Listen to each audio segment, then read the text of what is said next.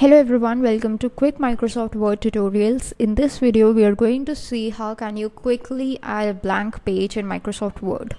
So suppose there is a situation where you have added a few lines of text in a particular page and you want to add another page then and there. You just want to leave the rest of the page blank and you want to add a new page from where you want to add some more text. So how are we going to do that? So first of all, let's see an example. Here is this page where I have added just the 2 lines of text and I just want to leave all this white space and add a new page. So the first thing is that you might be thinking of is you just keep on pressing the enter key until you reach the end of the page, and then Word would automatically add a new page, but that would just disturb your alignment because there would be too much of empty white space present on your document, which is not always recommended. So let's just go with the other version. That's the correct version of this problem. You need to go to this insert tab.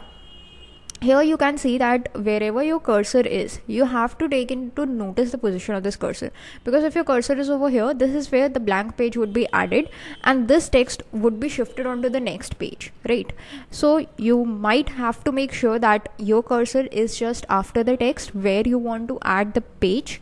Then you can just go to this blank page option. So it would add a new blank page, leaving all this space, and the cursor would automatically shift onto the starting of the new page.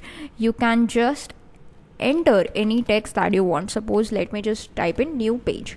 So this is how you add a blank page in Word. That's all for this video. Thanks for watching.